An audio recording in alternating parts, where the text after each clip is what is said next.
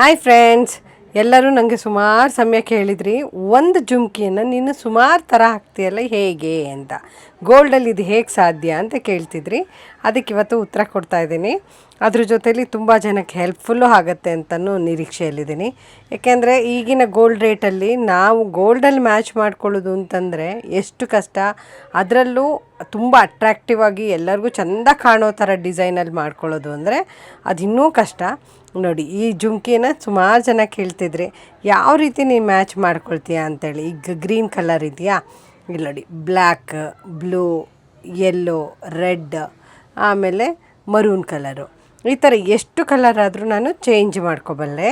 ಅದಕ್ಕೇನು ಅಂತಂದರೆ, ನಾನು ಸಿಂಗಲ್ ಜುಮ್ಕಿನ ಈ ಥರ ಮಾಡಿಸಿದ್ದೀನಿ. ಒಂದು ಸ್ಟಡ್, ಇದು ಎಲ್ಲರೂ ಸ್ಟೋನಿಂದು ಇದನ್ನು ಹಾಕ್ಕೊಳ್ತಾರಲ್ಲ, ಓಲೆಗಳನ್ನು, ಆ ಥರದ್ದೊಂದು ಸ್ಟೆಡ್ಡು. ಅದಕ್ಕೆ ಹಿಂದಕ್ಕೆ ಈ ಥರ ಪ್ಲೇಟ್ ಇರುತ್ತೆ. ಇದು ಕಾಮನ್ನಾಗಿ ಎಲ್ಲ ಕಡೆನೂ ನಾವು ನೋಡಿರ್ತೀವಿ ಅಲ್ವಾ. ಸೊ ಇದು ಒಂದು ಪ್ಲೇಟನ್ನು ಮಾಡಿಸಿದ್ದೀನಿ ನಾನು, ಗೋಲ್ಡ್ ಪ್ಲೇಟು. ಸೊ ಇದು ಎರಡು ಥರ ಇದೆ, ಒಂದು ಗೋಲ್ಡ್ ಪ್ಲೇಟ್ ಇದೆ ಮತ್ತು ಇನ್ನೊಂದು ಕಡೆ ಕಲ್ಲುಗಳನ್ನು ಹಾಕ್ಸಿದ್ದೀನಿ. ಸೊ ಇದು ಬೆಳ್ಳಿ ಮೋಡದ ಜುಮ್ಕಿಗೂ ಸಹ ಮ್ಯಾಚ್ ಆಗುವಂಗೆ ಪ್ಲೇಟನ್ನು ಮಾಡಿಸಿದ್ದೀನಿ. ಅದ್ರ ಜೊತೆಲಿ ಜುಮ್ಕಿ ನೋಡಿ,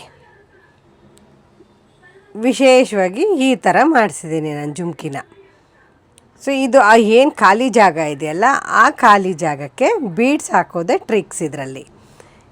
ಈಗ ಮೇಲಿಂದ, ಜುಮ್ಕಿ ಮೇಲಿಂದ ಇದನ್ನು ಈ ಥರ ಮಣಿಯನ್ನು ಹೆಣೆದಿರ್ತೀವಲ್ಲ, ಅದನ್ನು ಹಿಂಗೆ ಫಿಕ್ಸ್ ಮಾಡಿದ್ದೇನೆ. ಈ ಥರ ಜುಮ್ಕಿ ರೆಡಿಯಾಗಿ ಹೋಗುತ್ತೆ ನಿಮಗೆ. ಅದೇ ಥರ ಈ ಕಲ್ಲಿನ ಓಲೆಗಳಿರುತ್ತಲ್ಲ, ಅದಕ್ಕೂ ಅಷ್ಟೇ. ಇಲ್ಲಿ ನೋಡಿ, ಈಗ ಜುಮ್ಕಿ ರೆಡಿಯಾಗಿದೆ.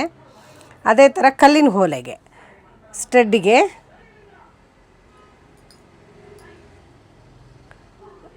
ಈ ಥರ ಕಲ್ಲು ಹಾಕ್ತೀವಲ್ವಾ, ಅದಾದಮೇಲೆ ಅದಕ್ಕೆ ಪ್ಲೇಟು.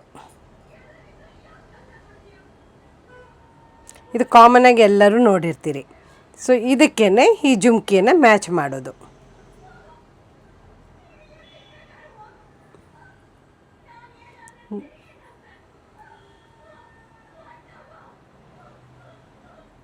ನೋಡಿ, ಕ್ಯೂಟಾಗಿ ಕಾಣಿಸ್ತಾ ಇದೆಲ್ಲ.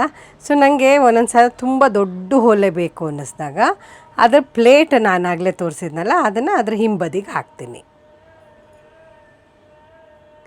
ಈ ಪ್ಲೇಟ್ ಇದೆಯಲ್ಲ, ಇದನ್ನು ಜಸ್ಟ್ ಹಂಗೆ, ಈಗ ನೋಡಿ, ಇದ್ರ ಲುಕ್ ಕಂಪ್ಲೀಟಾಗಿ ಚೇಂಜ್ ಆಗುತ್ತೆ.